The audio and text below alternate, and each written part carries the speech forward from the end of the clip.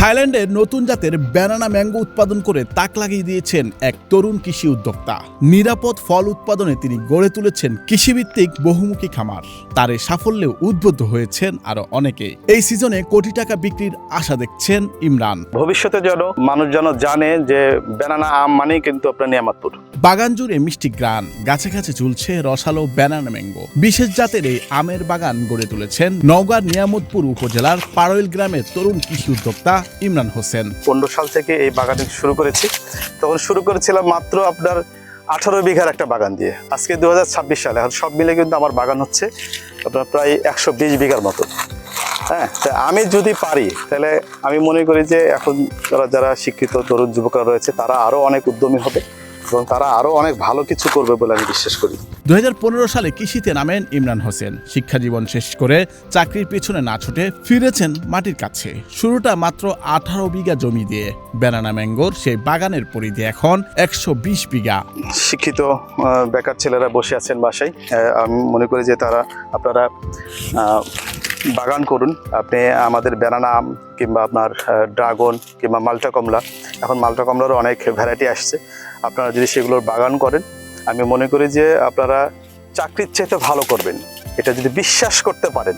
স্বপ্ন ধরা দিয়েছে নিরাপদ ফল উৎপাদনে দক্ষ হয়ে উঠেছেন উদ্যোক্তা ইমরান। তার মিশ্র ফল বাগানে আরো কয়েক প্রজাতির আম, পেয়ারা, মাল্টা, কমলা ও ড্রাগন ফল উৎপাদন হচ্ছে।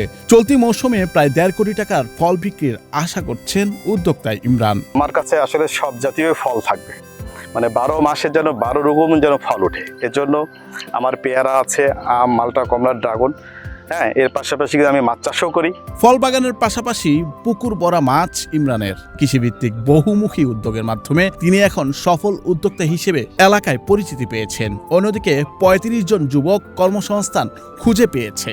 আমাদের নিয়ামতপুরের মাটি এই ব্যানানার জন্য যে ভালো, সেটা আসলে আমরা এখন আরো বেশি করে বুঝতে পারি তার বাগানের মাধ্যমে, যেটা কিনা বদলগাছি, নাগফজলি এবং হচ্ছে পোরশার বা সাপাহারের যে আম্রপালি, ঠিক সেরকমই নিয়ামতপুরের ব্যানানা ম্যাঙ্গো যে সাড়া ফেলেছে তার বাগানে আমরা পরিদর্শন করেছি এবং আমগুলো বেশ সুস্বাদু, খেয়েও দেখেছি। আশা করি সরকারি পৃষ্ঠপোষকতা পেলে তার স্বপ্ন উত্তর উন্নতি সাধন করবে বলে আশা করছি।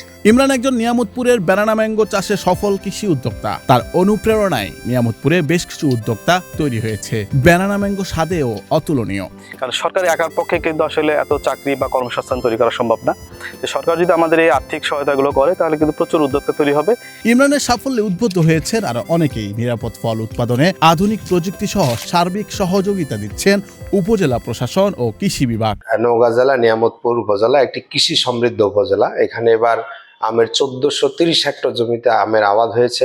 এর মধ্যে যে ব্যানানা ম্যাঙ্গোটা, এটা খুব চমৎকার ফলন হয়েছে এবং এটা এখন পর্যন্ত সাধারণ মানুষ থেকে সকল মানুষের কাছে সবচেয়ে প্রিয় এবং মিষ্টিদায়ক ফল হিসেবে বিবেচিত হচ্ছে। এটা চাহিদা দিন দিন বাড়তেছে। উনি 20 বিঘা জমিতে আবাদ করেছেন। আমরা কৃষি বিভাগের পক্ষ থেকে সবসময় তদারকি করি, সেখানে রোগ বালাই, পোকামাকড় কোনো কিছু হয়ে থাকলে বাগান করতে গিয়ে যে সহযোগিতাগুলো দরকার, পরামর্শ দরকার, আমরা কৃষি বিভাগের পক্ষ থেকে সবসময় সেটা দেওয়ার জন্য সচেষ্ট থাকব।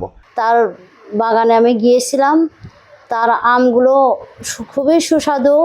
তিনি আমাদের যে কৃষি পণ্যের মেলা হয়ে থাকে, সেখানে আপনার বিভিন্ন ধরনের ব্যানানা ম্যাঙ্গোর আপনার স্টল দিয়েছিলেন এবং সে ব্যক্তি হিসেবে খুবই চমৎকার একজন মানুষ। আমি তার উত্তরোত্তর সফলতা কামনা করি এবং তার ব্যবসায়িক সমৃদ্ধির মাধ্যমে আমাদের নিয়ামতপুর আরও বেশি সমৃদ্ধ হোক, এই প্রত্যাশা করছি। নুরুল আফসার, বৈশাখী সংবাদ।